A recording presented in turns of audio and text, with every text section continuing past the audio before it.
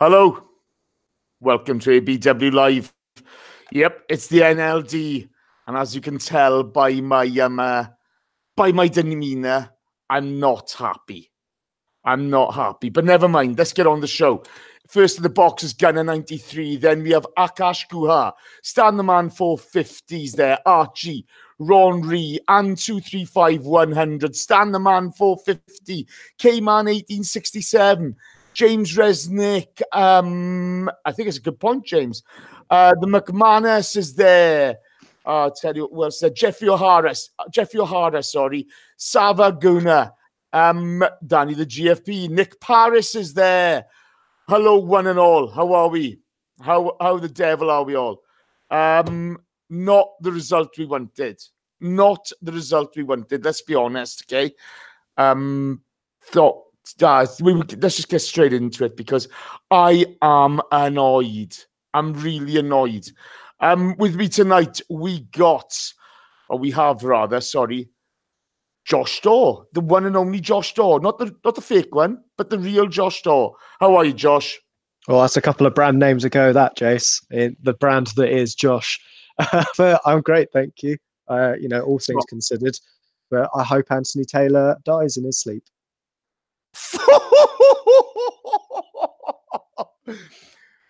That's a bit harsh, but I concur. I've got to be honest with you. Next, he's the friend of the officials. It's John Welsh. Say hello, John. Hello, John. I mean, you stitched me up already. Are you seriously going to ask me to defend the referee and the Leno today, aren't you? Yeah, I really am. I really am. Mate, I've been lining this up since that went in. So I'm in a bad mood. Sorry, pal. You all right? Yeah, not too bad, mate. Could be better, all things considered. But yeah, we'll get through. Absolutely. We have a donation already, and it's the one and only Unique 79. Thank you, Unique. You're a superstar. And he says, Aubameyang should have shot down the middle. Well, mate, he could have shot anywhere better than that piss poor effort. It's shocking. Absolutely bloody shocking. Let's go straight into it. John, I'm going to come to you first of all. Lineups and setup. What do you think? I was pleased to see a back four. We spoke about our predictions. We thought he'd go with back three. I think most people had him down for that. That was good. Little surprised that Torreira didn't start, but he hasn't been in the best of form, so can kind of get that. Lacazette made sense to me. Ramsey coming in as well. It's a derby. You need the energy. You know how Tottenham press.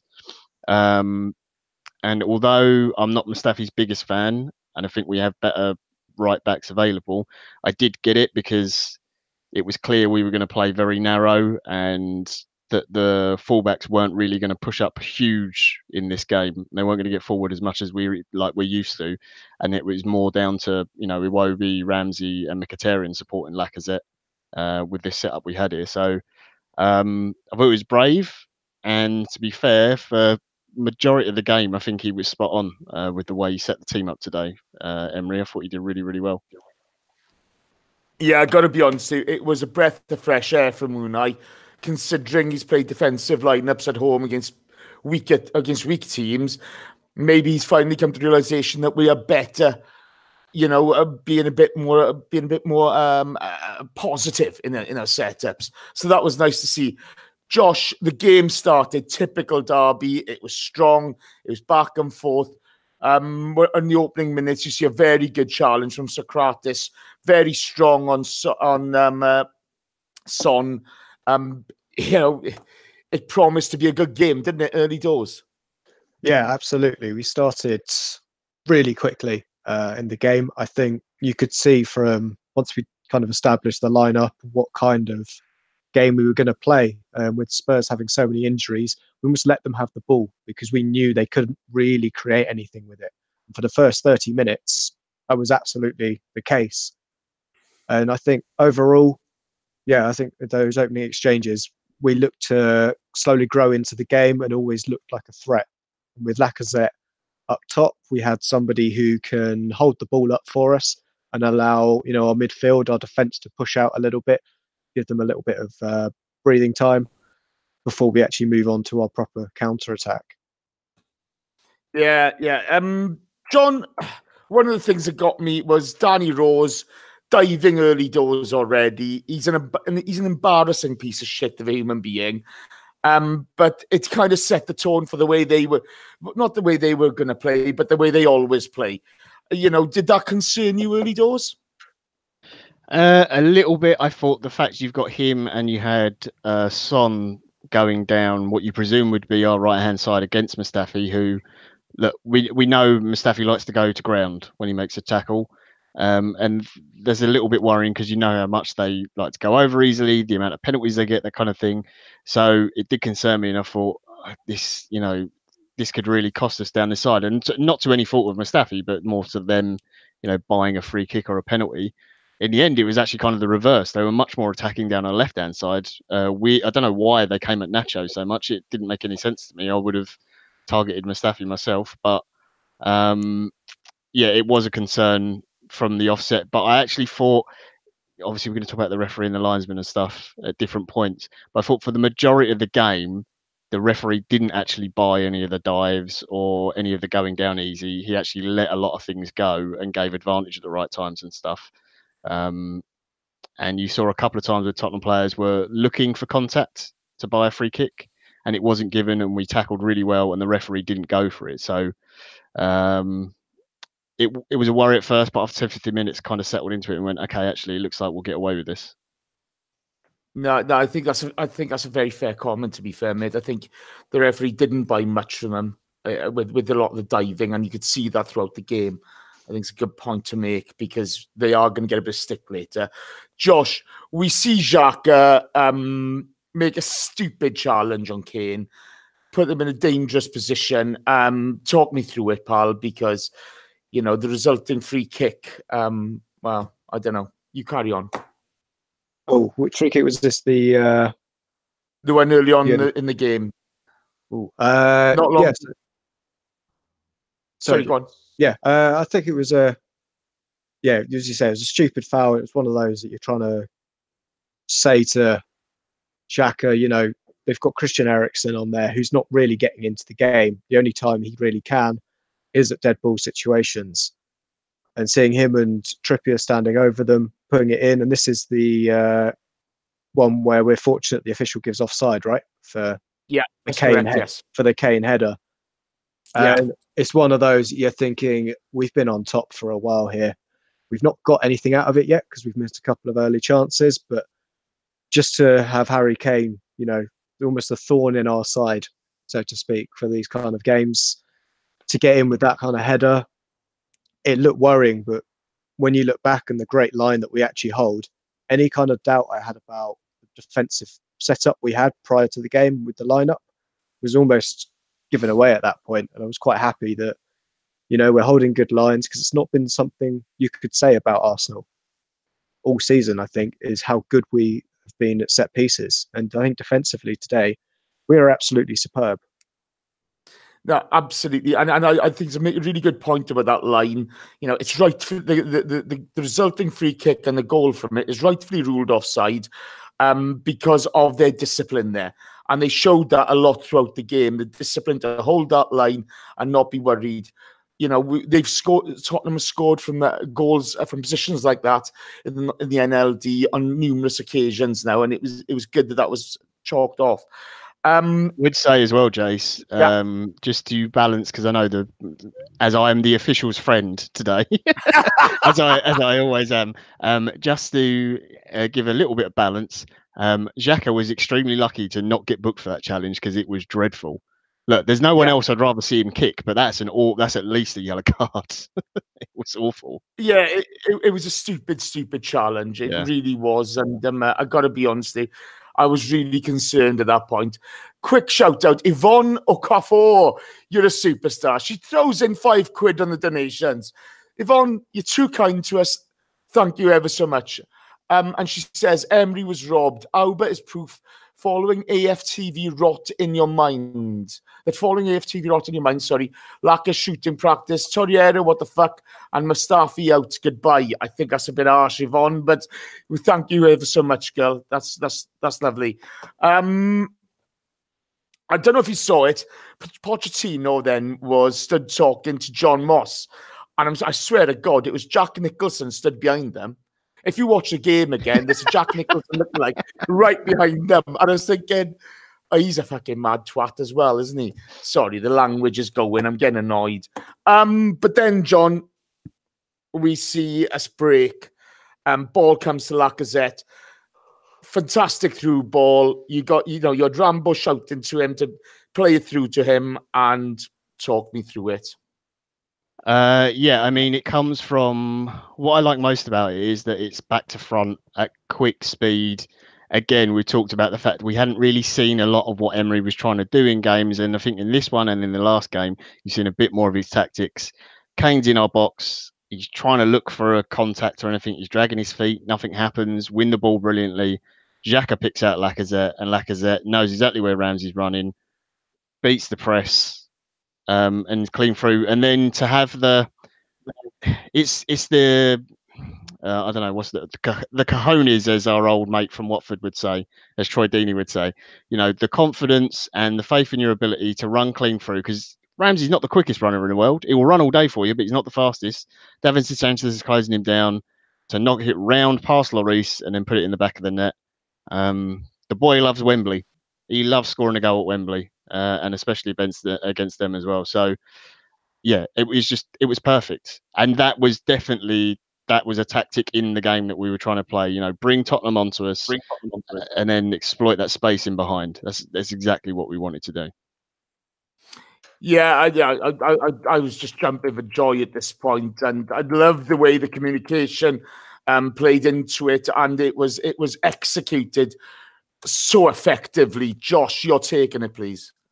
Yeah, I think my favourite part of the whole build-up to the goal is the fact that it comes from the fact that Harry Kane stutters trying to dive, but none of our defenders going for it. And then him losing the ball, turning over possession, and we go up the other end and score. And you just think, you little wanker. Because that's what you could see. They were looking for it, and we weren't rising to it at all. Socrates, every time Son came close to him, you could see they were waiting for that kind of touch to come in on them so they had an excuse to go down. We just didn't give them that. And I think it was, if we did mean to put a tackle in on them, we really did mean to give them contact. Stuff with the Danny Rose dive. Well, Mustafi later in the game made sure that when Danny Rose went down, it was for a legitimate reason, like pushing him off the pitch. But I think that was the kind of thing that it was just superb. And then, yeah, as you say, and John's gone through with how the goal actually ends up. Yeah, just to see Ramsey to have that kind of ego, shall we say, to put it around the goalkeeper to make it 1-0, because it looked like it was going to be a tight game, and ultimately it was. To do that, we just really, really threw it back at them, and I think it was absolutely superb. Yeah, absolutely. Hunter Bunn piles in with $5.99 just to annoy Danny. Thank you, Hunter. You're superb. And Hunter says, proud of the fight today. They understood the occasion. Disappointed, but a draw is still fine. Away from home against the top 6 sides. Heads up, come on, you gooners. Nice positive attitude. I got to be honest with you, Hunter. You're teaching me a lesson, because I'm not as positive about this result at the moment. I'm annoyed. We were playing on the break, as we've spoken about, John. The game is back and forth, but there's no clear team on top at this point, is there? I know we won it up. Yeah, I know what you mean. The thing is, I felt that after the goal and for the rest of the first half, although Spurs had, I don't know exactly the stats, but probably more of the ball than we did, we didn't look troubled. You know what I mean? I can't remember. There was Leno, obviously, with the great double save we'll come to in a bit. But other than that, he wasn't tested. I thought we looked comfortable off the ball, which we haven't done this season. I thought our shape was great, the discipline. Everyone was covering their men. Iwobi and Mkhitaryan were covering back brilliantly. The back four had really good cover from Xhaka and Guendouzi. They weren't really getting penetrated, or no one's getting in behind them. They couldn't get Eriksen on the ball whatsoever, and you always had that threat of Lacazette and Ramsey up front, and we were almost sort of 4-4-2 at times defensively.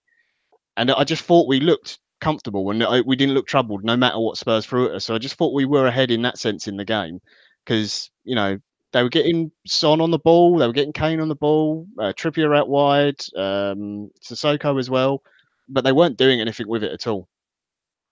Absolutely, absolutely. Z-Tile, I guess Z-T-A-Y-L-E, I hope I'm pronounced that properly, piles in with, I think it's South Korean, isn't it? No, Swedish krona, Jace. Swedish krona, sorry, Z-Tile. Feels good to be to shut the pundits up, he says. Media at BT Sports is really disgusting. Very proud of the performance. Never thought we had it in us.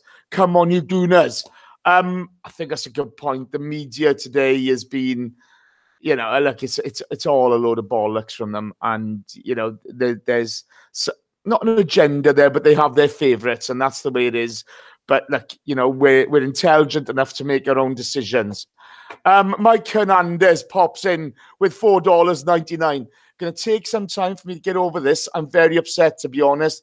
Love you. Thanks for the show, gentlemen. Come on, you Gooners, and fuck off, you Spurs.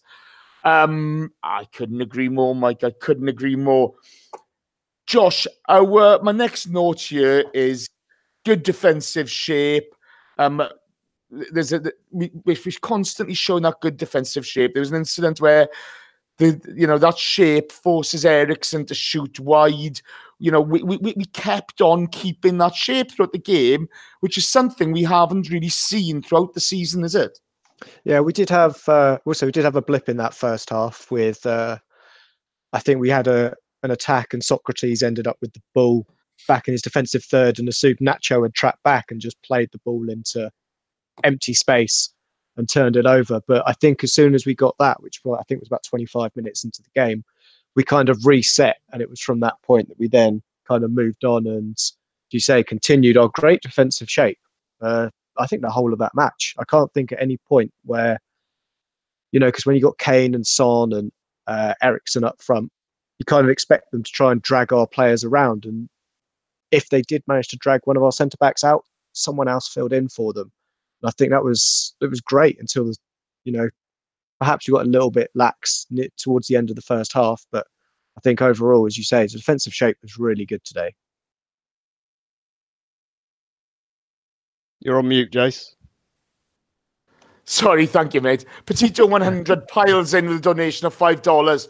Spurs are at their peak and Arsenal are a work in progress, he says. Stay positive, Arsenal fans, because shit can never smell like flowers. You are correct, mate. Well played. John, you see Rambo give away a free kick on Trippier, and Tottenham then start to come into the game towards the end of that first half. They start to dominate possession a little bit. Were you concerned by this? No, not really, because look, we on here aren't going to go around praising Tottenham players, especially if Chris is on. He never will. But I think their best player, for me anyway, is still Eriksen. He's definitely their most creative, and he's their sort of continuity player, and links everything together. And they just couldn't get him on the ball. He was so crowded out in the middle. And he wasn't going out wide to receive it. He wasn't running in behind or anything else. So it's, as much as they were getting free kicks and putting in good deliveries, and like Trippier can put in a really good ball, and obviously we've already seen that for the disallowed goal, and so on and everything. Our back line was just dealing with everything so well. I thought Koscielny and Socrates in particular, I thought was amazing today. He absolutely loved playing against Kane. He was just putting him on the deck all the time, winning all the headers. Koscielny as well. But Mustafi was really good, despite the fact that, let's be honest, he's not a right back. You know, I'm not Mustafi's biggest fan, and I know people are going to give him stick because of the goal and everything else, which we'll come to. But I thought he had a very good game, basically out of position. Nacho, again, was brilliant at the back as well. They were blocking crosses. They were getting on everything. And like we said, Leno, other than the double save, had nothing to do. So I really wasn't. It's very strange letting a team have that much possession when you know they can be a threat and not being worried. This is in terms of defensive quality, it's probably one of the best Arsenal performances I've seen since Emery's come in. I wouldn't disagree too much with that. I thought, and that's part of my annoyance. We're going to, guys, the questions you're pouring in there, We're going to do as many as possible, but there are an awful lot coming through, okay? We're going to try to address all the points and give you shout-outs, but, it's going to take time today, guys. Josh, it will be as a shot saved by Lloris from a really good counter-attack. Could he have done better? Or, what were your thoughts on that? Yeah, it's a Wobie. Of course he could have done better. But yeah, no, when he was coming down, it was like shades of Pires, I thought, when he kind of clocked back in and opened up his body. And it's one of those, I think he just needs to get a bit more whip on the kind of shots he's having, because I don't think Lloris was getting it if it was another foot to his right. But otherwise, it was getting to almost like end-to-end stuff. And every time we were going forward, we looked so clinical. I say until Lacazette had any opportunities, but it was just it was just a superb chance. I was just very disappointed to not see it finish, because I think on the overall balance, he certainly deserved a goal or an assist today. No, absolutely. I really enjoyed that. Sorry, Jace, just quickly. The speed of our transition today, the speed at which we broke through the lines and got in at Tottenham's back four, or a lot of the times we were in and running at Davinson Sanchez, Alderweireld, and Vertonghen, and it was just the crisp passing and the speed of the players in around, Mkhitaryan, Iwobi, Ramsey linking up with Lacazette. I thought was really, really impressive, especially in the first half. Well, to be fair, I thought our execution was magnificent at times. I thought Mkhitaryan really started to look sharp. Do you know what I mean? He really, really, really started to come into that game and had an effect on the game, okay? Which was superb to see. And, I thought it will be the same on the other side was good. I thought Lacazette, we weren't quite kind of playing to his strengths. Maybe starting Alba would have been a better option because of his pace. But it was enjoyable to watch. John, talk me through the Lacazette miss, because it wasn't the easiest of chances, was it? No, I mean, when I saw it in real time, I thought I genuinely thought, oh, that's dreadful. You'd expect him to at least hit the target. But if you watch back the replay, there is, and I know it sounds like an excuse, but there is like a tiny bobble where it just hits the pitch. And I ended up switching. I got fed up with Sky, and I found the NBC stream with Lissot and Dixon, and they were both talking about it. And it just does bobble up slightly, and he does everything right, and he's trying to put it into the far corner and everything. I just think maybe, like, on another day that goes in, and I don't want to say then it's totally different. We go on and we win the game, it's all 3 points and everything, because that puts everything all on Lacazette then, which I think is unfair. But he will be massively disappointed he didn't finish the two chances that he had, really, the one early on and that one in particular. And you could see that when he came off as well, that he was disappointed, and he knew it was going round in his head that I should have buried at least one of those. I think you muted yourself again, Jace. Yeah, sorry guys. I'm don't get me started. Don't get me started. Okay, never mind. Josh, let's go on to Leno double save. Okay, because I thought the first save was good, a really good reaction save with his legs. Okay, from Eriksen, but then the follow up from Sissoko. Leno's going the wrong way, comes back, and Sissoko must have been thinking, "What the hell? Where did he come from there?" It was magnificent and testament and to a keeper who is growing in stature with us game by game. Yeah, absolutely. It's contender for save of the season. That combination, certainly. I think, there's the hipsters in that I've seen that are calling the first save better than the second. And to be fair, for him to put his foot down and get his leg in exactly the right position, because there's no, one way or the other with the leg, could easily get nutmegged. But then from that, Sissoko to come in and for him to react and to put it over the bar, because that ball's not very high as well. I think that's the thing that most amazes me about it. The height he gets on the save to flick it up and over the bar and not push it around the post. Absolutely superb save there. And Jerry Payton will be rolling around in his proverbial P45 grave. Let's leave him out of this, okay? I just thought that was, we've heard a lot of talk around Leno, should we get a better keeper, etc. I think this guy's coming along really nicely. I don't see any issue with that, with him whatsoever. It's the backup you got to worry about, obviously. That's kind of the first half, guys. So, it's that time of day again. I got a sore neck, okay? I've been feeling a bit under the weather today. The Arsenal have kind of let me down a bit. They've also given me great joy today, but they've kind of let me down a bit. And I got 277 of you watching in this chat box. Have a guess. John, have a guess how many likes I've got with 277 people watching. Oh, I would say it's less than 100. I'm going to say 60. Okay. Josh, how many likes should we have when there's 270 plus people watching and we're good enough to come on here and, so kind of give a bit of content for people? I reckon easily 300. Easily 300. Good maths. I'm impressed with that. You know what time it is, people, okay? Don't be shy. Tap that like button. Tappy, let's get going, okay? Don't annoy me any more than the Arsenal have today. Don't annoy me any more than Anthony Taylor has today. Don't get me started on that frigging linesman because I'm going to lose my shit about him, okay? Don't get me started about Aubameyang's penalty because I'm not fucking happy. So start tapping that like button. I'll have 120 likes right away, please. Come on, let's get going. Otherwise, I will write to your parents, each and every one of them, and I will tell them what a shame you are to their family. Thank you. Let's get going. Oh, that's getting a bit of the vigour out. Oh, because hell of it, but sore shoulder. Neck. I don't know what the hell I've done. I went to see a massive attack last night in Bristol. Oh, really? Good. Ah, I saw them years ago when I was much younger. Christ, 99, 15? Yeah, I was 15 at V Festival. Yeah. Wow. They were good. They were brilliant. Excuse me, chat box. Stop talking. Start tapping. Let's get going. As UD79 says, stroke it, ladies and gentlemen. Right, okay, on to the second half.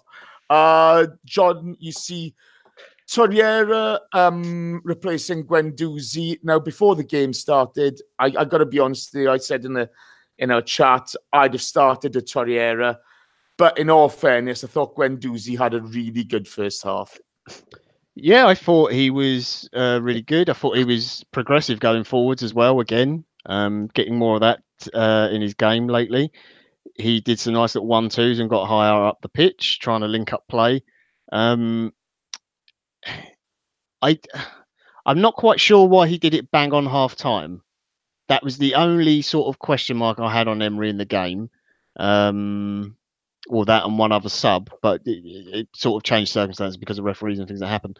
But I thought Guendouzi was fine. I agreed that I didn't think he's going to be able to last the 90 minutes just because of the intensity and stuff, the amount of games he's already played this season. He is still very young. It is a very physical game.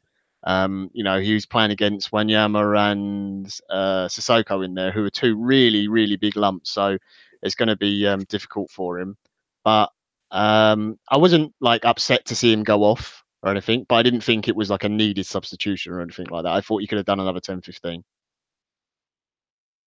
No, I kind of agree, because unless it was an injury, I thought we were handling everything pretty well, and I thought, we were the ones who were going to look like scoring.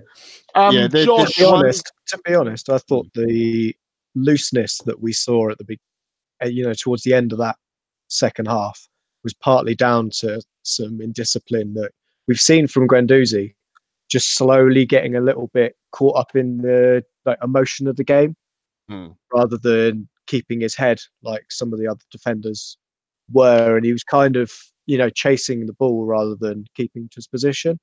So the one thing I would say is that Torreira came on and he looked like he was doing a slightly different role. He was almost man-marking Eriksen at times and kind of tracking his movement rather than, whereas Guendouzi was sort of marking a position on the pitch. So it might have been a That's slight fair. tactical switch. Yeah. Yeah, that's fair. I mean, the one thing with Eriksen, I watched him play for Denmark against Wales not so long ago, and he didn't have much of the ball, but when he did, he is able really to to turn it on a sixpence and influence the game. So yeah, that's that. You can't be too harsh, can you? Josh, Lacazette, the second big chance he has.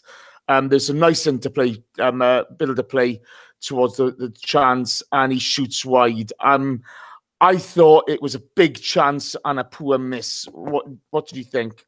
Yeah, I think he snatched at it as well. I think it was a case of, it's that kind of momentum of his last shot as well that you kind of lose a little bit of your nerve. You're not as calm, you're not as calculated because you're like, oh, I should have really have scored that previous one. So I think he snatched at it a little bit, and maybe that's why we saw him come off in the end. But it's just kind of worrying that we've got a couple of strikers at the moment who seem to not be particularly in great form overall in terms of shooting or scoring goals compared to how they were earlier in the season.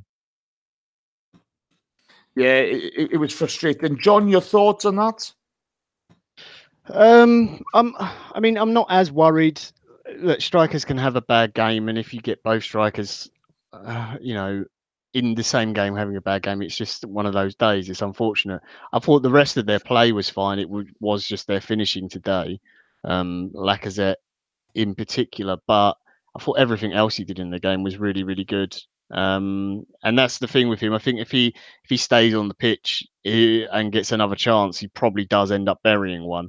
But I understood that, again, the tactical thing, the game's becoming more stretched. It makes more sense to having a Aubameyang on, that kind of thing. So I'm not quite as worried as Josh, I would say, about their form. They both look. We've seen it. Aubameyang's is he top goal scorer in the league at the moment, or tied with Salah? I think. He snatched at loads of chances this season. He's done it a plenty. Lacazette snatched at a few as well. They're going to miss some, but they're still banging in the goals, and at the rate they're scoring them, I still wouldn't have any worries. Yeah, to be fair, for our remaining fixtures, there aren't too many big games in the league, certainly. Yeah. Look, it's only United to come, really. That's the big one, if we keep our form going, because the one thing, this game and the previous two, we've played some good stuff, and that's a real positive. Josh, we see a set piece. I can't remember who gave away the free kick, but well worked from the scum, and Alderweireld come free and have a shot into the side netting. That was probably their best chance of the game, other than the Sissoko effort that Leno saved, wasn't it? Yeah, I think we were a little bit fortunate because it was I believe it was like a header back across from either Kane or Vertonghen, and Alderweireld flying in, and I think the angle wasn't really there for him.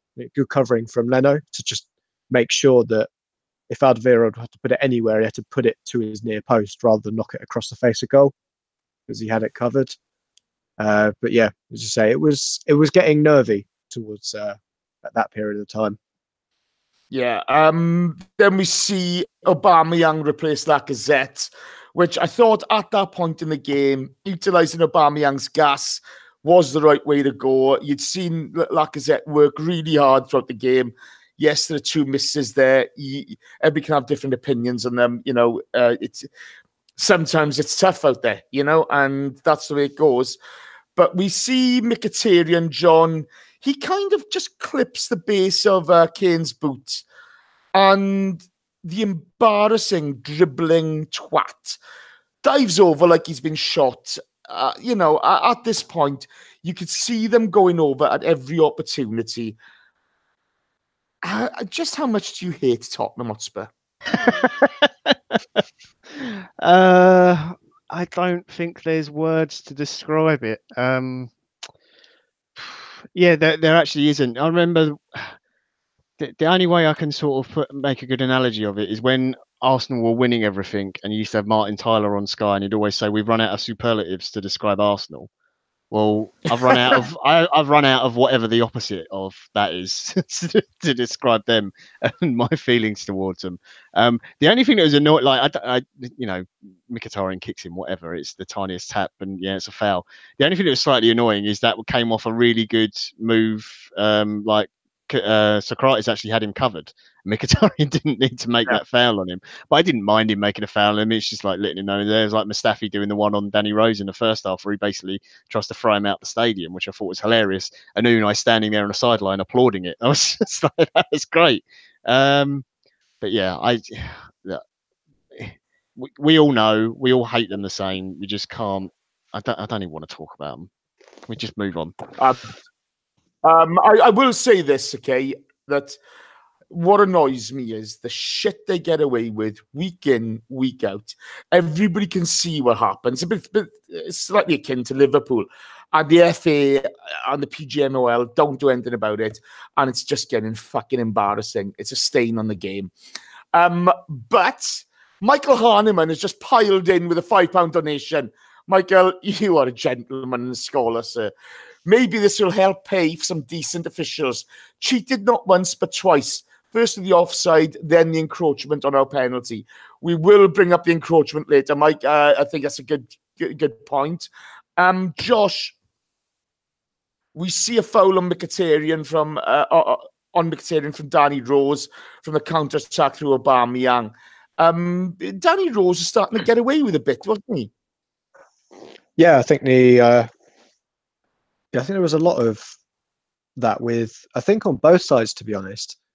But it always seemed to be, and maybe this is, no, actually, there's no maybe about it. This is definitely biased, but it always seemed like we were the one that was then given the card when Anthony Taylor finally snapped with all the little niggly fouls that were going in. There was things like Xhaka when he got his booking. I don't think that was really, for dissent, I don't think that was really a booking. When you've got, 8 or 9 outfield or Arsenal players surrounding a referee, I don't think you can then just book one of them for dissent. You got to get 9 yellow cards out there, really. But yeah, I think some of the things that Danny Rose got away with in this game, and we'll get through them because he had quite the eventful second half, shall we say? We're not far of coming to that, to be fair. Yeah. Okay. So I'd say yes, he was very lucky to maintain his position and stay on the pitch for 90 minutes. To throw the voice of balance in and annoy everyone listening in the chat box as well. Granit Xhaka didn't get booked until the 74th minute in this game and only got a yellow card. I'm just saying. Look, we'll come to that in a second. Okay, we're going to come to that. Fair, I know the tackle that he should have got a yellow card for that he got away with. Yeah. Look, a bad referee is a bad referee, in the end of the day. Mkhitaryan has a shot well blocked by Danny Rose. Lamela shoots wide. And then you see Rose bear down on Bernd Leno. John gets a shot away. Leno saves. The ball kind of bounces up. Now, Rose has every right to go for the ball. I haven't got a problem with that. But his studs end. He goes in, studs up, foot high, ends up in Leno's chest. Yeah. Whilst I agree there's no intent on it from Danny Rose to injure Bernd Leno, surely that is dangerous play. Leno gets a yellow card. How is that not a red? You mean Rose gets a yellow card, not Leno. Rose, I think because of the reasons you said, and I know everyone in the chat box is now saying straight red card, and I think like at the time there were some people saying that, but most people I think were saying yellow. He's gone for the ball. He's got like you said, he's got every right to go for it. His studs are up. The ball is up that high and trying to play it. And it's unfortunately one of the dangers of being a goalkeeper. You will get caught sometimes. I think if Torreira doesn't get sent off, not as many people are calling for a red card. It would be my one thing. And I know they're at different points in the game, but they end up being linked because you look back on one and you compare it to the other and people go, well, why is one a red and why is the other one not? You can give a straight red for it, I think. That's fine. But I think from the referee's point of view, it is always the try and keep 11 on the pitch. If he did that to an outfield player, I think he gets a red card, which I know sounds weird. I think just because of where the ball, and I'm not saying he shouldn't get one either. That's not what I'm saying. Yeah. I just think the way the referee views it and the way he looks at it, yeah. To flip that though, in the home game, Alderweireld, the challenge he got sent off for, I don't think there was any intent there. But because the follow through is dangerous, it's a red card. Okay, now if those are the rules of the game, then that's a red card. Yeah, oh yeah, no, I'm not disagreeing with you. The problem is it comes down to that referee's interpretation on the day. Fouls on goalkeepers are always dropped down a certain level. It's very difficult to get sent off for fouling a goalkeeper. Very difficult. Like, you basically have to kick them in the face, and then even then you say, well, I was going for the ball, and it was a goal scoring opportunity. It's the fact that goalkeepers put parts of their body in places where you normally don't see them on the outfield.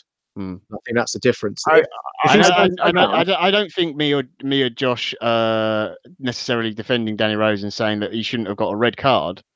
But you have to take it in the context of the ball is free and there to be won, and it's a goalkeeper, and the goalkeeper is on the floor at the time. Like, Leno's on the floor being brave. Okay.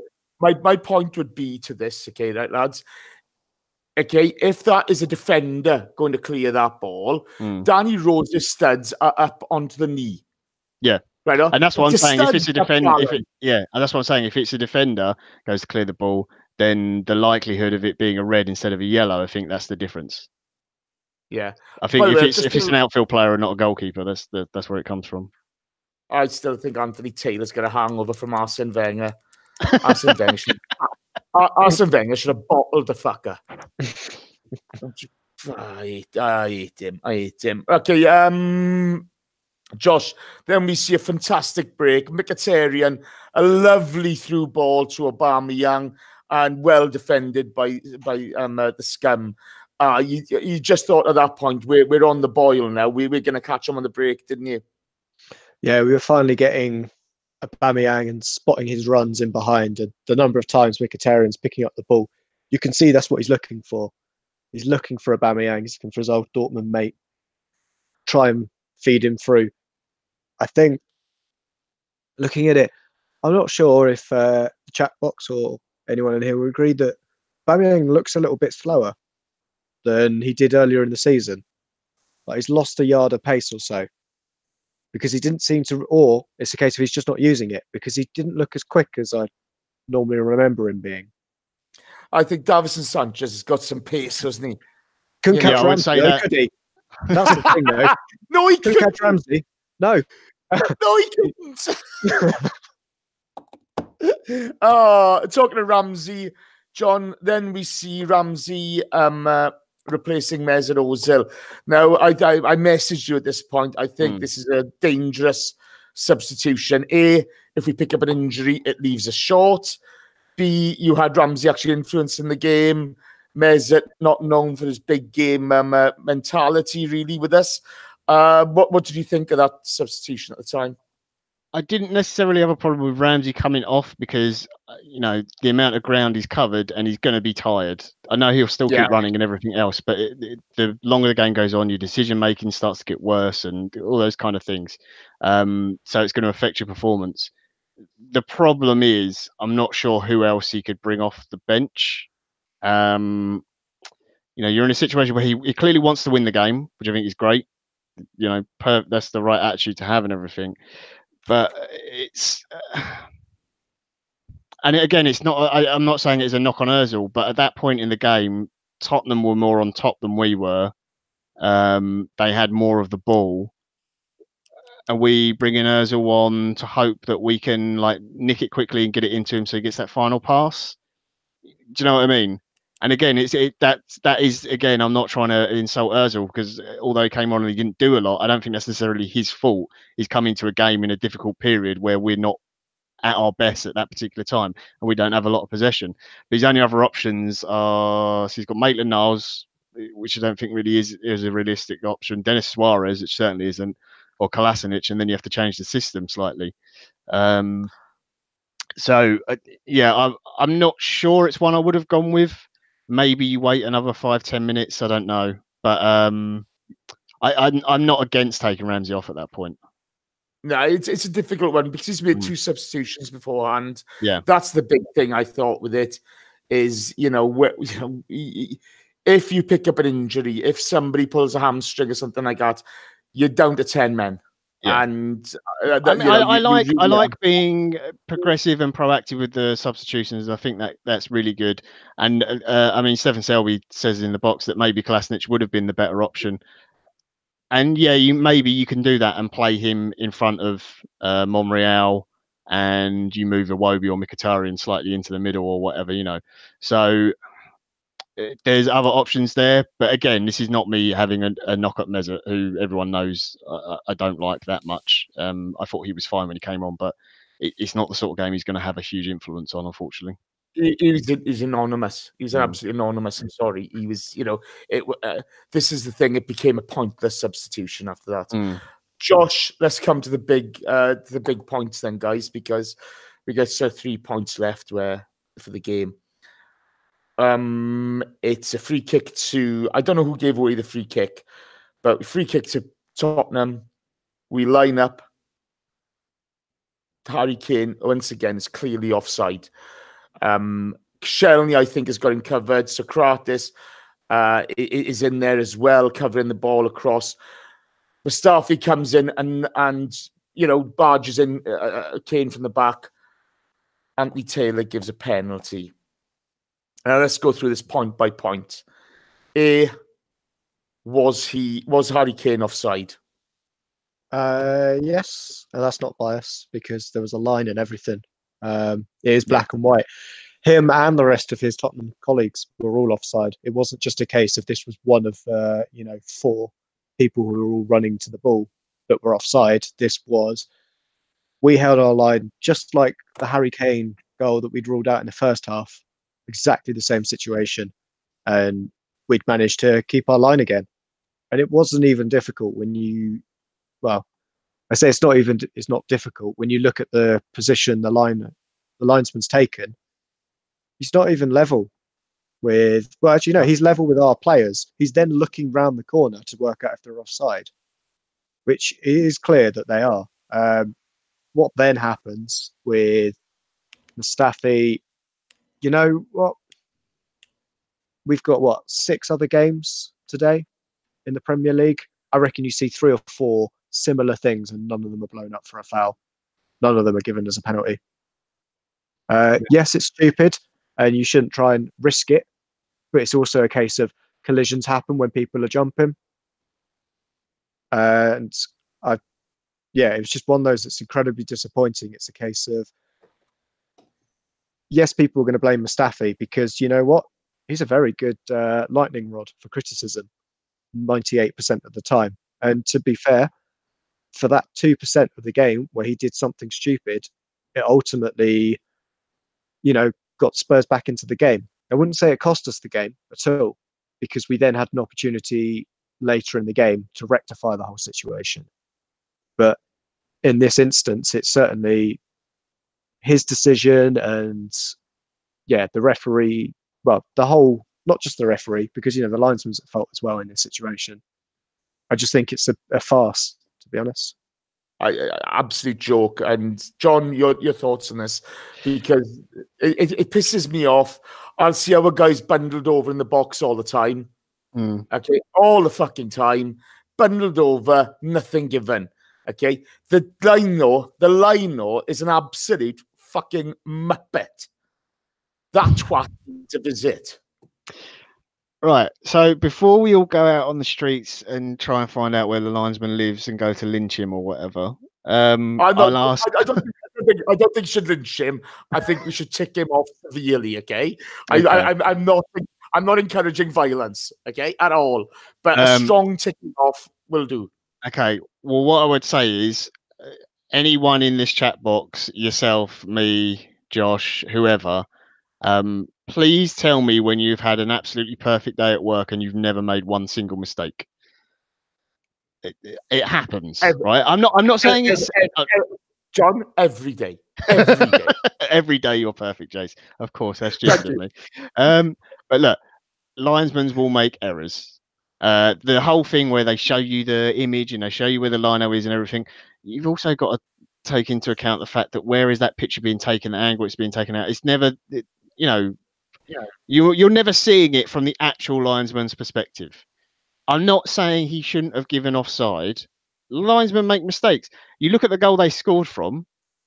Everyone's saying Kane was a mile offside. I mean, he wasn't. He's like half a head. That's not a lot.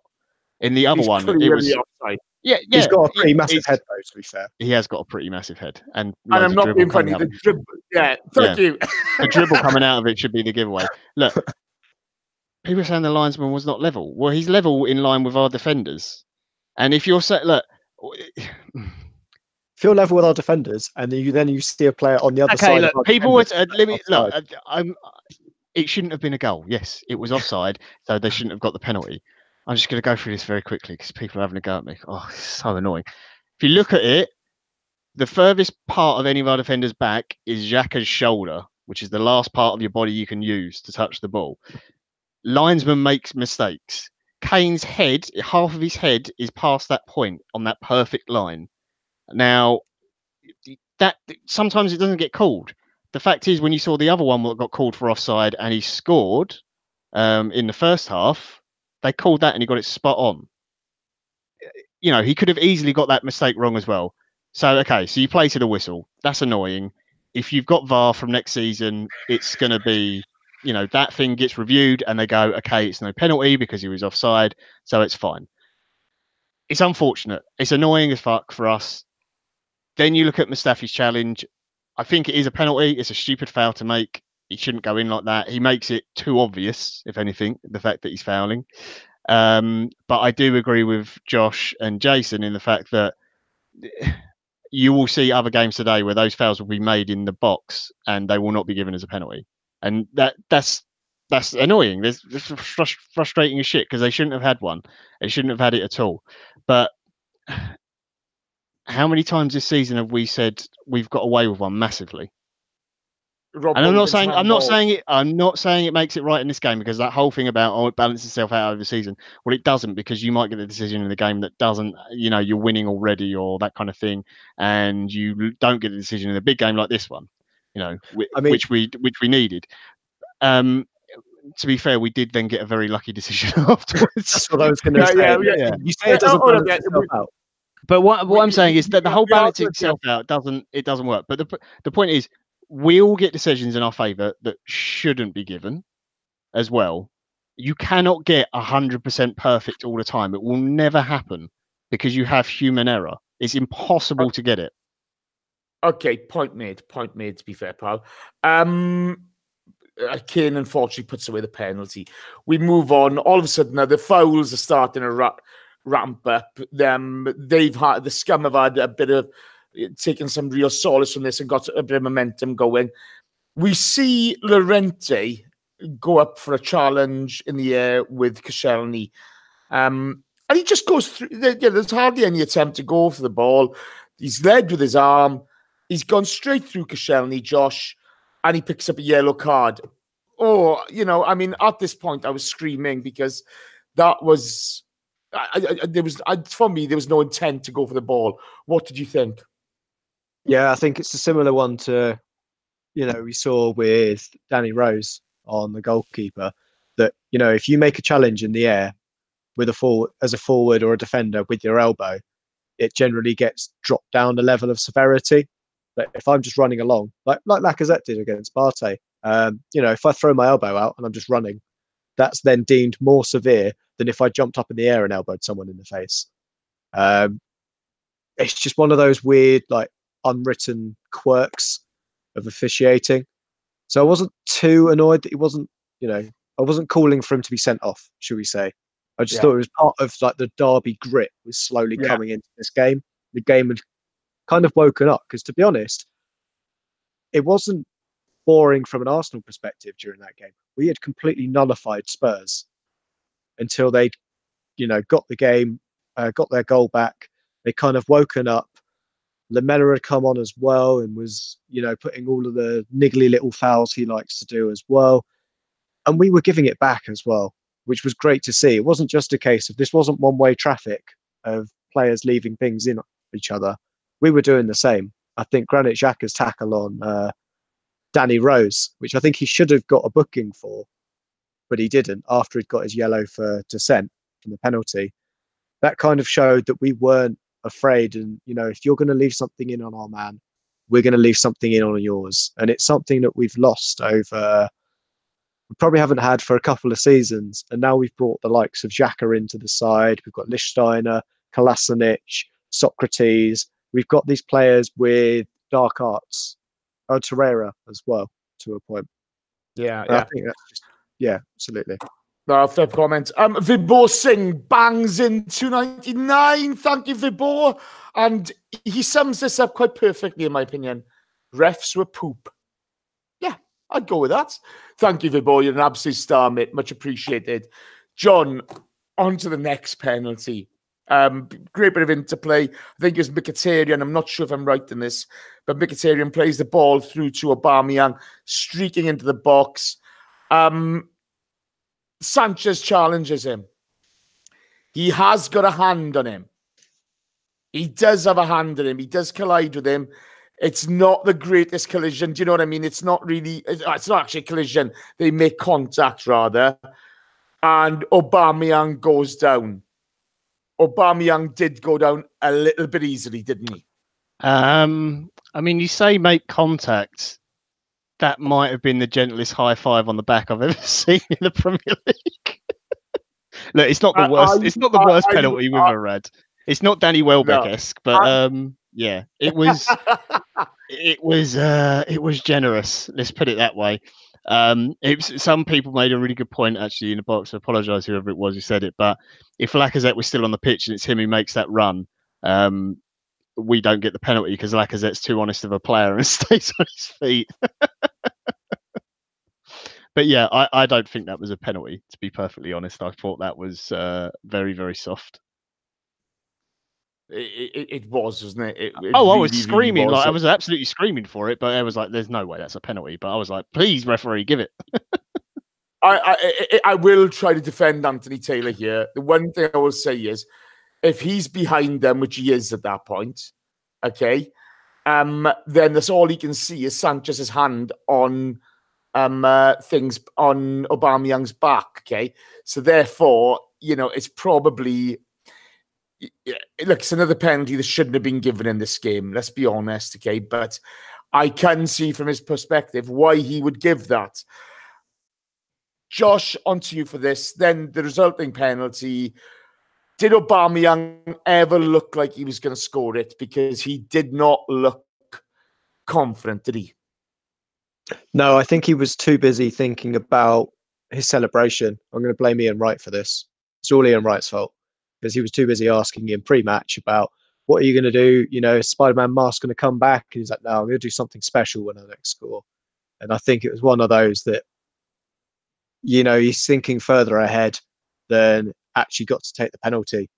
Yes, there's encroachment on it and it should be retaken, but we're only calling that because we missed it. If we score and Vertonghen's still, a couple of foot into the box, then we're just going, oh, that's fine, don't need to retake that. It's because he missed it. And then the follow-up as well. Great awareness from Iwobi to manage to put that back in and onto Aubameyang's foot. And yeah, the encroachment from Vertonghen then comes again to bite us on the backside because he's close enough to clear it.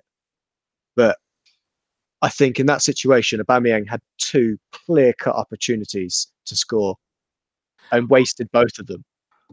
To be fair, Kay, on the encroachment, it's a rule of the game. Yes, if we score, but he didn't score. And it does allow him to get on to Aubameyang to make that challenge. I'm not really sure if he made contact with Aubameyang before he clears the ball. It could have been another penalty. It could have been a retake. But as it is, it was a bloody awful penalty. I expect better from a player of Aubameyang's quality than to see that. But it does happen, doesn't it, John? Yeah, it does. That's exactly the same place he put the penalty before against Lloris, I think, as well, which is not great. But yeah, he did not look confident at all when he was walking up. Dixon and Lasso on coverage, they said, like, as he was walking up to take it, both said he's not scoring this because you can just tell with a player. Yeah, I just like rifle it into the top corner. I don't get it. Like you've seen some of the goals he's scored, but I don't know whether his confidence is a bit low or he felt the pressure or something. It's not like he's not. You know, he's played in really big games in Germany, like the big games against Bayern Munich and stuff like that, and in derbies and whatever. So he scored goals in those. He's faced Lloris before as well, Sanetti and Leon. Yeah, so it's But really, let's be really honest, disappointing. That Ruhr Valley derby is massive. And this is the one thing, I don't get it when people say, oh, they don't understand what the derby means.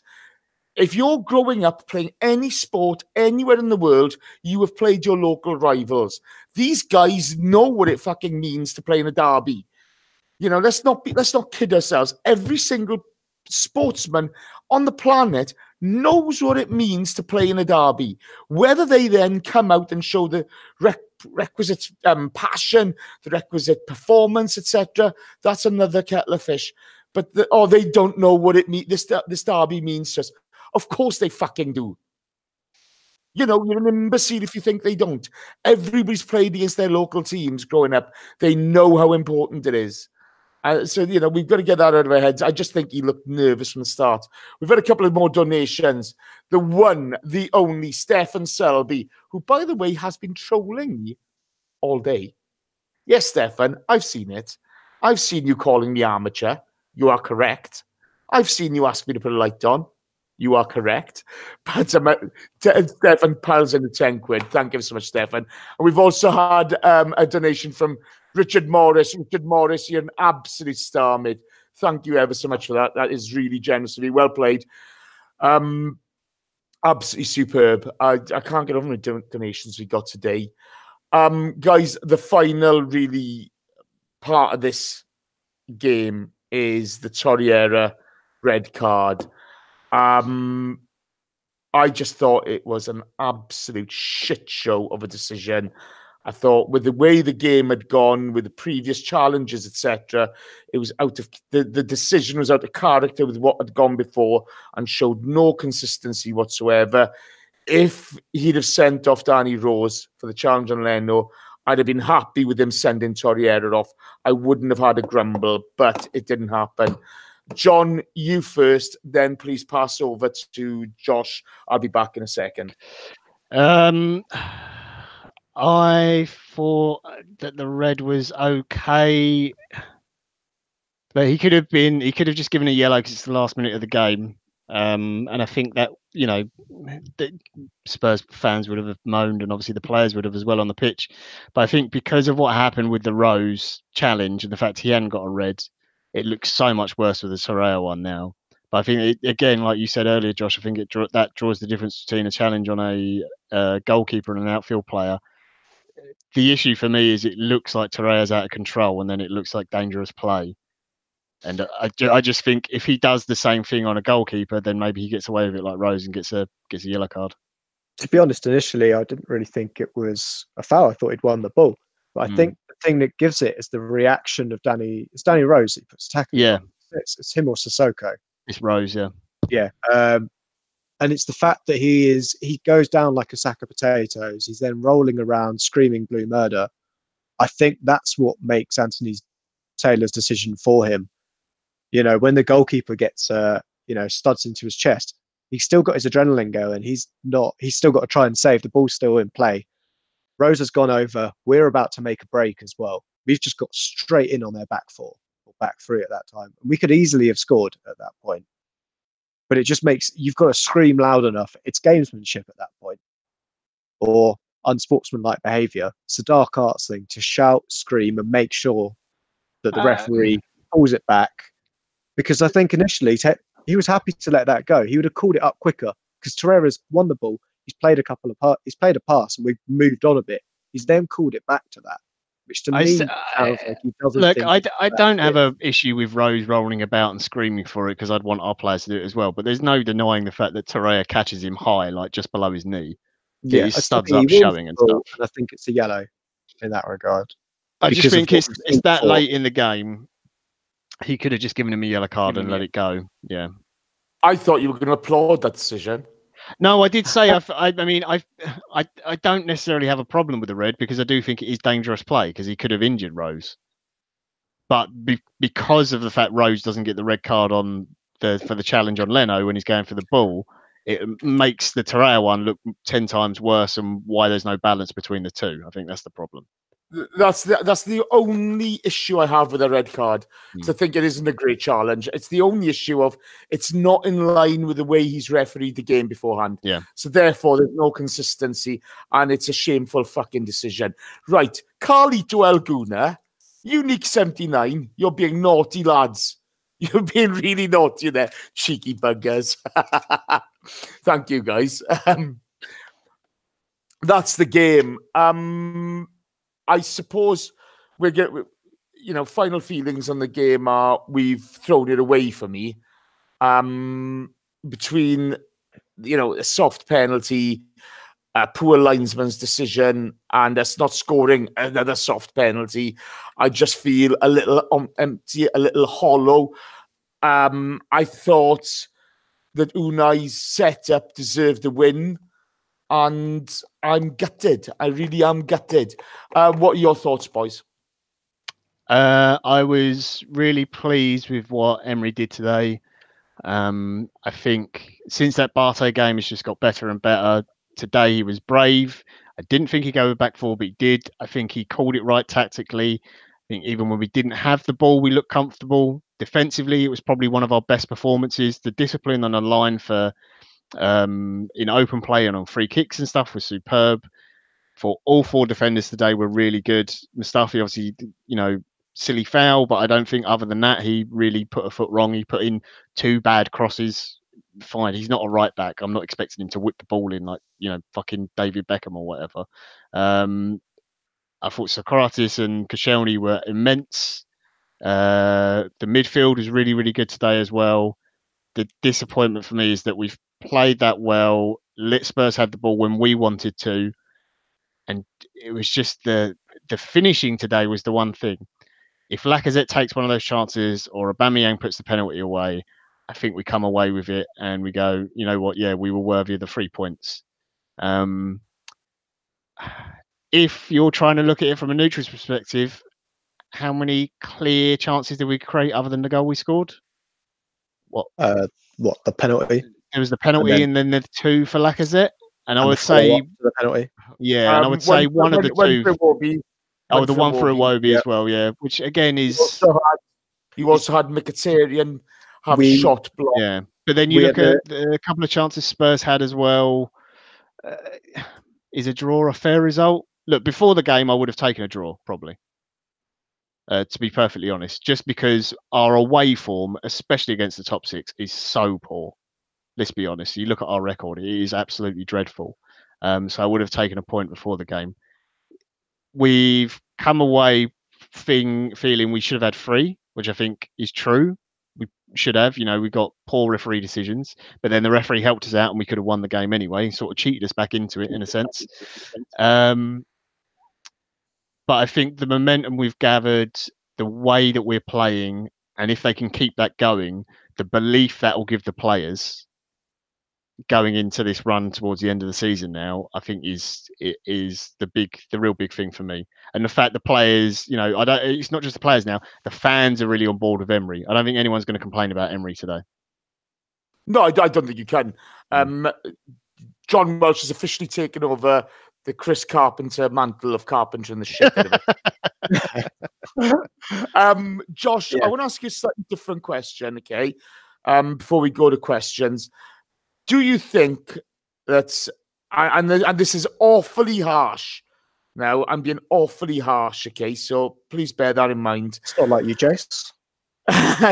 Do you think Unai's final substitution cost us the game? Because I don't see Ozil today having any effect on the game whatsoever. Not in attack, not in defence.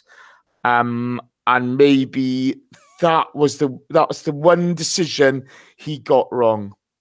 No, I think you're being very harsh because the player that cost us the game was Aubameyang because he didn't score the penalty and then didn't score the follow-up. It's simple as that. Mesut Ozil was not even involved in that situation. But my point is, he wasn't involved. When he came on, there were situations where he didn't necessarily put himself over where he should have. With the last minute, the almost last penultimate kick of the game. When we get that free kick right at the end, he's sitting right outside the box, and he's sitting deeper as a creative outlet than where I'd prefer to see him, which would be closer to the box. And eventually the ball he puts in gets a deflection, and the game kind of finishes at that point, just after Torreira then gets himself sent off, or just before Torreira gets himself sent off. So I am disappointed in what he showed, but did he cost us the game? No, not by any stretch. No, I'm not saying Ozil would cost us. I'm saying the decision. You said the substitution, which you're saying then in part means Ozil cost us the game. Yeah, which I would say he didn't. What I would say is, Emery could have brought a different player on who knows how to score a fucking penalty. Let's put it that way. No, it's one of those things. I'm just looking at that, and I was disappointed. I don't see it. But it's just one of those questions. You look around. Ozil's such a lightning rod. It's one of those. But there you go. Right, let's go to questions. Let's go to some questions. And we'll try to rumble through these as quickly as possible, guys. Okay, so the first question was from Twitter, from Dash Conrad, and he's at Dan Brazil, okay? To you, John, why did Xhaka not take the penalty and laser it into the top bins? As good a finisher as Alba may be, he lacks conviction from 12 yards out. He didn't think he was going to make it. And to be fair, he didn't look confident, did he? I assume they either have set who takes penalties, whether Lacazette's on the pitch or Aubameyang, or the players just nominate themselves. It'll be one or the other. So my guess is that the strikers always take the penalties. It'll be one of those two. Yeah. Okay, I'm going to take this next question because Josh, you take this next question because there's one coming up in a bit that I'm going to take. Ronry at Ronry14 on Twitter says, I do not condone hate towards players, but I'm finding it really hard to express how I feel. But yet another stupid action by Mustafi, and not for the first time. Discuss. I would say overall you can dislike a player, but in this game he had a good game. The only time he had a brain fart was in a situation where offside should have been given prior to his brain fart. So, and I think, we were all worried, perhaps throwing scaremongering up in the air with how he'd deal with Son, Danny Rose coming at him. He was fine defensively at right back. I don't see any reason why. Son wasn't in the game, was he? Son wasn't in the game. No, and Son was on the other side as well, which helped. He was up against Monreal.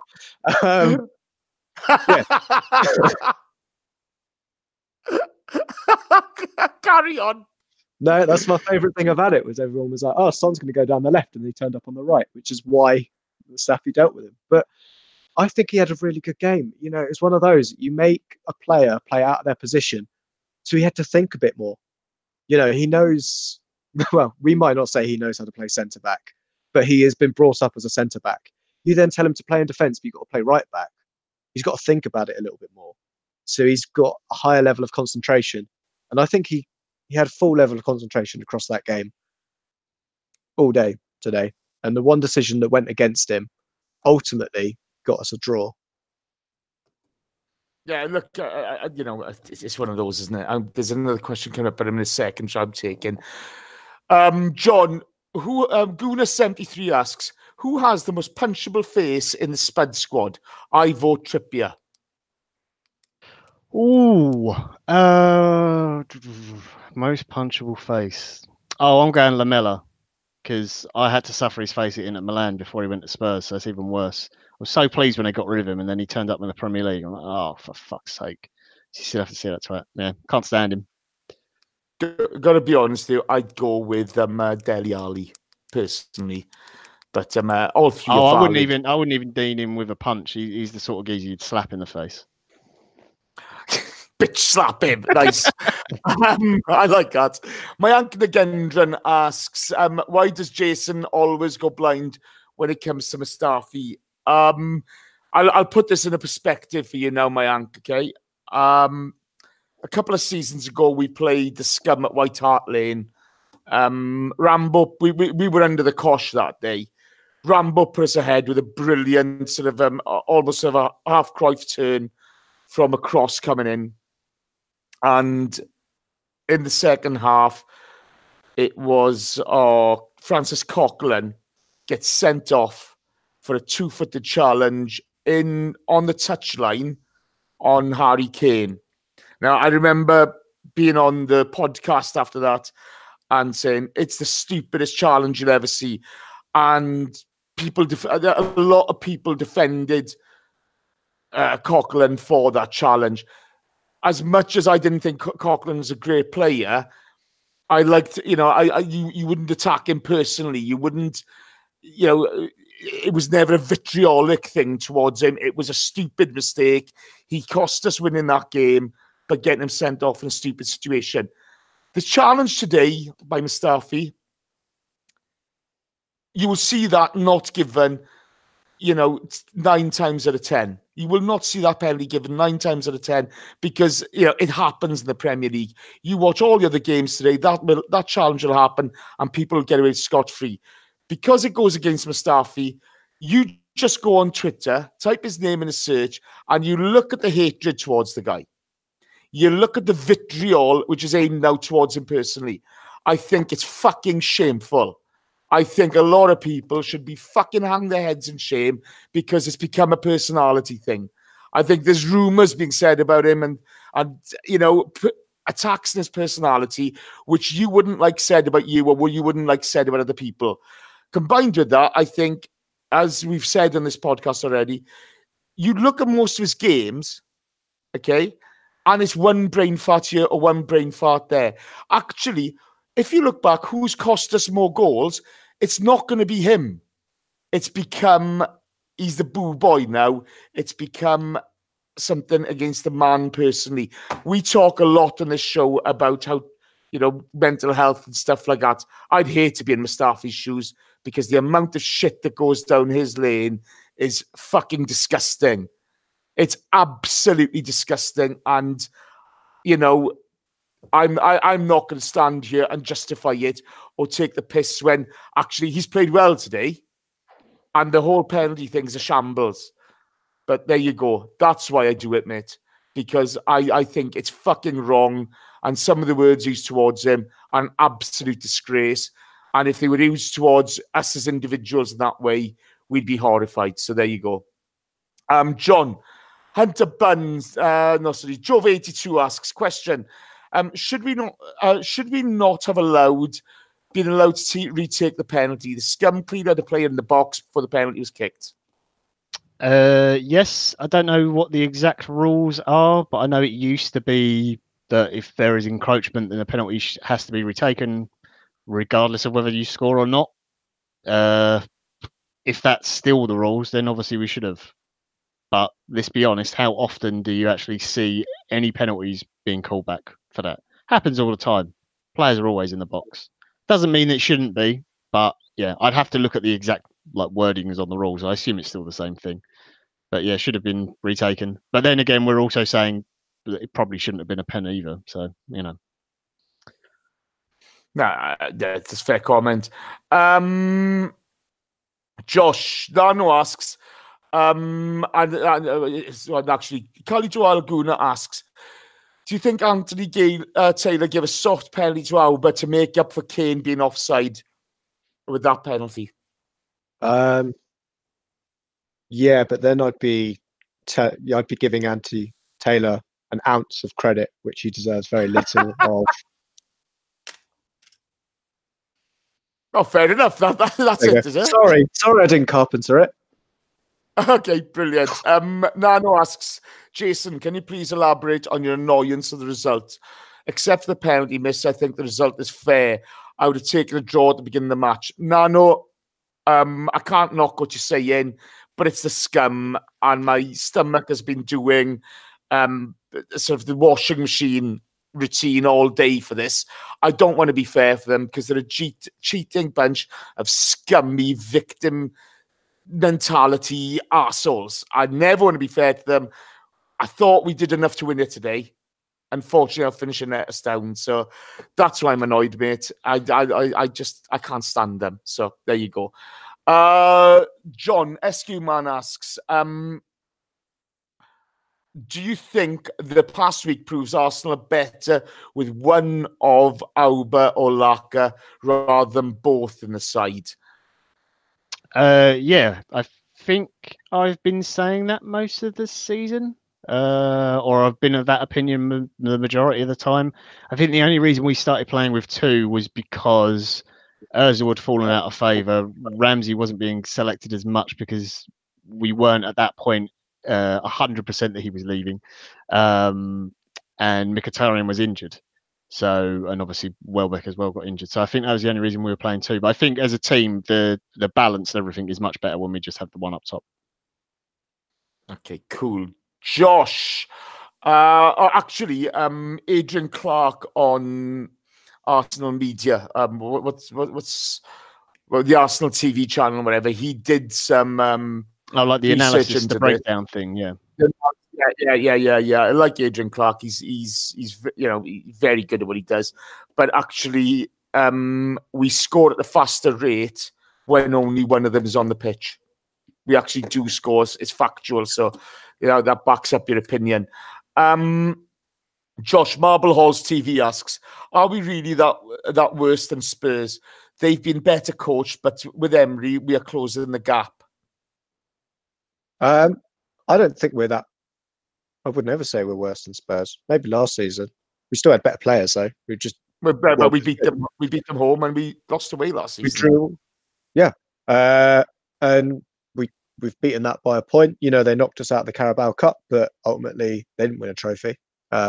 We might still win a trophy this season, and with the fixtures we've got coming up, and the fact that is it 4 games ago they were like 11 points ahead of us, and now it's down to 4. I think there's still, as AVB was talking about negative spirals, I think they found themselves in one. They've still got some big games coming up. We've got a nice easy run, he says, touching all of the wood he can find. He's got something in his hand. Yeah. But yeah, I think at the end of the season, I still think we can finish third. Let's put it that way. Going by how Southampton are doing at the moment as well. Okay, let's not put the cart before the horse. But I agree with you there, Mal. I do. John Unique 79 asks, what about Sanchez kicking Koscielny when they were both on the ground? Red card? I didn't see this incident. I got to be honest. I'll be honest. I don't remember that incident in the game. I've seen it. Shall I do it? Yeah, go on. Do it. It was corner. Koscielny went up for the header. It was attacking corner. Sanchez in there. It's kind of like a big bundle. I think it's Vertonghen that clatters into Koscielny, and then Davinson Sanchez is caught up in all of it. And on his way back up, whilst Koscielny is on the floor, he decides to do like a bit of a donkey kick into Koscielny's glute. And yeah, it's not one of those that generally a referee spots because it's in such a it's in a pile of bodies, and a guy's trying to get up. So if he drags his leg back, it doesn't necessarily look like he's trying anything malicious, but it is exactly that. And if it was any team other than Spurs, I'd probably expect the FA to actually find them and sort the player out. But bearing in mind their manager and their star striker was playing this game after what they'd done against Chelsea, I'm not so sure. Okay. John Payash Kapoor asks, Auba's penalty miss showed why he's not world class. When the pressure was on, he missed while Kane scored. Both Laka and Auba were poor today. Why do they continue to miss clear-cut chances? I mean, it's a little bit harsh. I'd watch what you're saying about Lacazette if Lana's watching, just in case. Oh, yeah.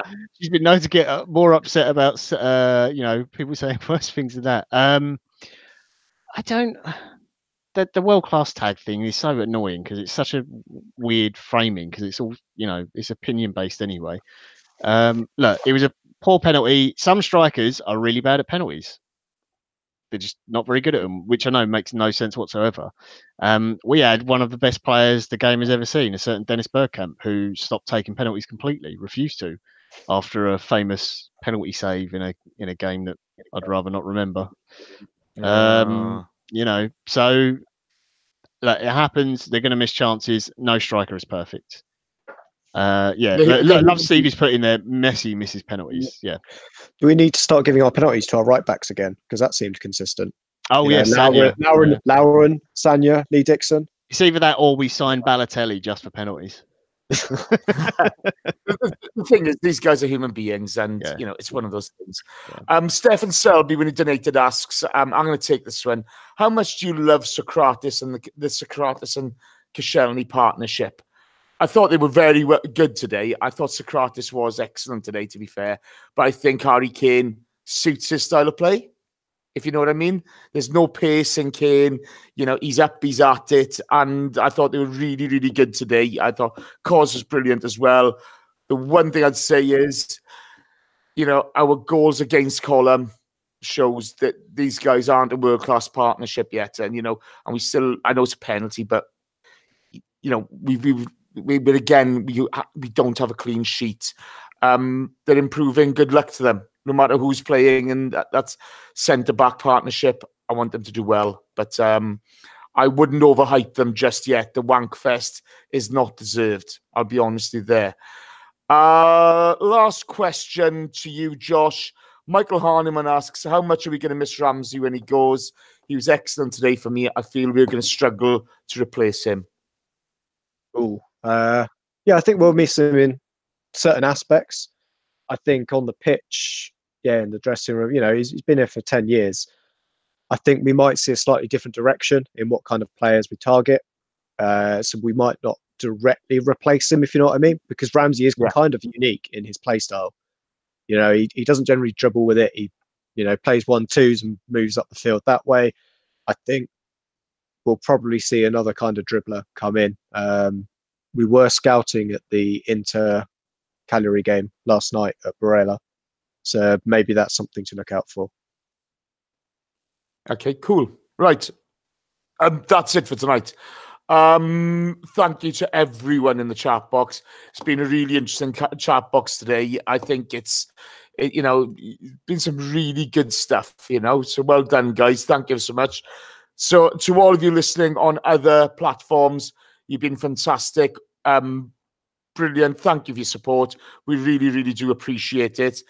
Special shout outs for Unique 79, Ivona Kofo, Hunter Bunn, Zatile, I think I'm pronounced that correctly. Apologies if I'm not. Mike Hernandez, Petito 100, Michael Harniman, Vibo Singh, Stefan Selby, and Richard Morris. You're all superb. Thank you ever so much. You've been brilliant. Thanks to you, John. Well played. No worries. Cheers, Jace. Always a pleasure. Thanks to you, Josh. Well played. Thank you. It's been great. Was that forced? I don't know what you're talking about. Yeah, look, it's you know, it's disappointing to get a draw from what looked like a victory. We've snatched a draw out of the teeth of victory again, and it's frustrating. But again, we didn't lose. That's 4 points from the NLD this season. And I was really encouraged by the setup from Unai and the way we played. So onwards and upwards, Gooners. You know, they're a scummy bunch of wank stains and we'll always hate them. But onwards and upwards. Take care. Take care of yourselves. Have a good evening and enjoy. John, switch this shit